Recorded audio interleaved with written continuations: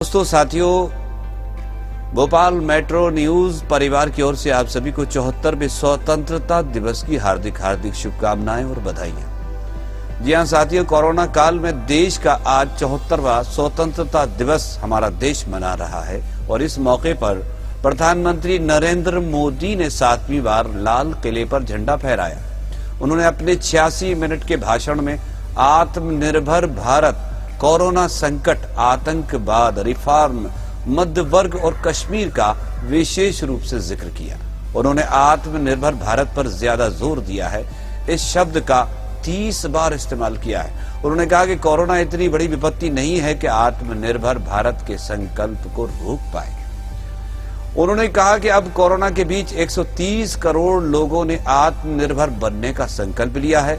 हम ये करके रहेंगे। दुनिया के अनेक बिजनेस भारत को दुनिया की सप्लाई चेन को देख रहे हैं। हमें मेक इन इंडिया के साथ साथ मेक फॉर वर्ल्ड को लेकर आगे बढ़ना है। कोरोना के बीच में 130 करोड़ भारतवासियों ने संकल्प किया आत्मनिर्भर बनने का। आत्मनिर्भर भारत आज हर भारतवासी के मन मस्तिष्क में छाया हुआ है। इस सपने को संकल्प में बदलते देख रहे हैं। ये आज 130 करोड़ देशवासियों के लिए मंत्र बन गया है। जब मैं आत्मनिर्भरता की बात करता हूं तो कई लोगों ने सुना होगा कि अब 21 साल के हो गए हो, अब पैरों पर खड़े हो जाओ। 20-21 साल में परिवार अपने बच्चों से पैरों पर खड़े होने की अपेक्षा करता है। आज आजादी के इतने साल बाद भारत के लिए भी आत्मनिर्भर बनना जरूरी है। जो परिवार के लिए जरूरी है वो देश के लिए भी जरूरी है। भारत इस सपने को चरितार्थ करके रहेगा। और मोदी जी ने कहा कि मुझे इस देश के सामर्थ्य, प्रतिभा पर गर्व है।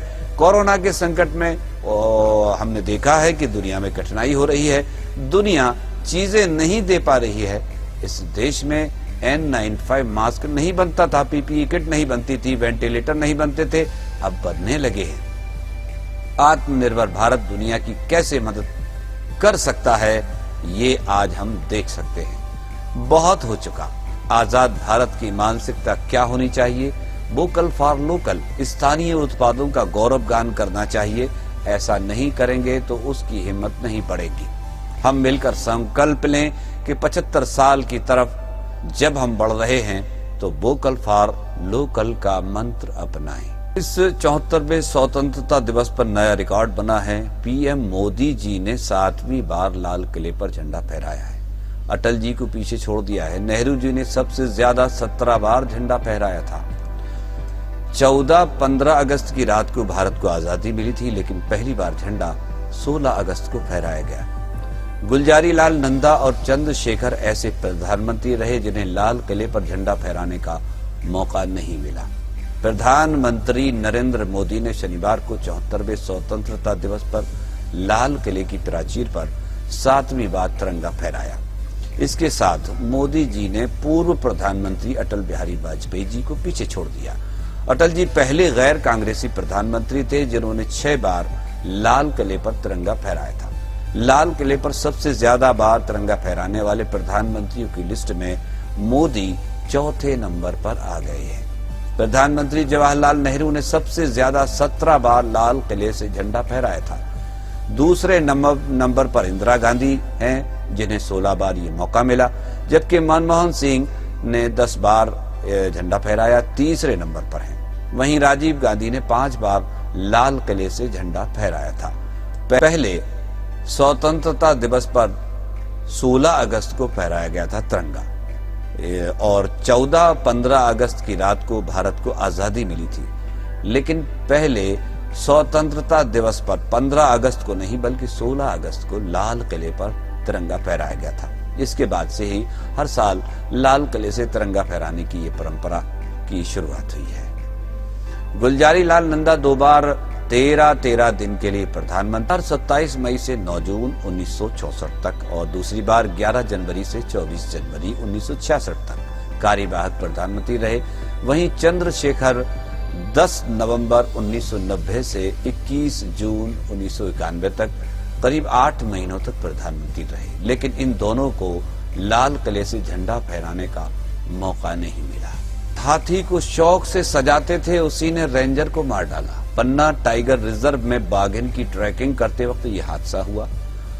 पन्ना टाइगर रिजर्व में शुक्रवार को दोपहर लगभग 1 बजे बाघिन की खोजबीन के दौरान गुस्साए हाथी राम बहादुर के हमले में हेनोता रेंज में पदस्थ रेंजर BL भगत की मौत हो गई। पन्ना टाइगर रिजर्व के क्षेत्र संचालक KS भदौरिया के अनुसार भगत वन अमले के साथ हाथियों की मदद से बाघिन की ट्रैकिंग पार्क के गंगुई क्षेत्र में कर रहे थे। इसी दौरान हाथी राम बहादुर को अचानक गुस्सा आ गया और उसने भगत को धक्का मारते हुए जमीन पर गिरा दिया। इसके बाद हाथी ने उनके सीने पर दांतों से हमला कर दिया।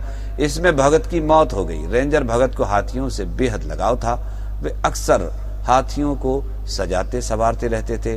राम बहादुर को भी वे बहुत दुलार करते थे और बहुत प्यार करते थे। वहीं भोपाल में JP अस्पताल में 26 दिन से कोविड ICU तैयार है, लेकिन ना बेड आए हैं, ना मॉनिटर। गंभीर मरीजों को नहीं मिल पा रही हैं सुविधाएं। के गंभीर मरीजों के इलाज के लिए JP अस्पताल में 1 करोड़ रुपए की लागत से बना ICU तय समय सीमा गुजरने के 26 दिन के बाद भी शुरू नहीं हो सका है। इससे यहां कोरोना के मरीजों का इलाज अब तक शुरू नहीं हो पाया है। JP अस्पताल अधीक्षक डॉक्टर RK तिवारी ने बताया कि पुरानी बिल्डिंग में 20 बिस्तर का नए कोविड ICU का निर्माण कार्य पूरा हो गया है। ICU में सेंट्रल ऑक्सीजन लाइन के इंस्टॉलमेंट का काम भी पूरा हो गया है, लेकिन यूनिट में लगाने के लिए खरीदे गए पलंग और मरीजों की निगरानी में काम आने वाले मल्टी पैरा मॉनिटर की सप्लाई अभी नहीं मिली है। इस कारण फिलहाल कोविड ICU शुरू नहीं हो पाया है।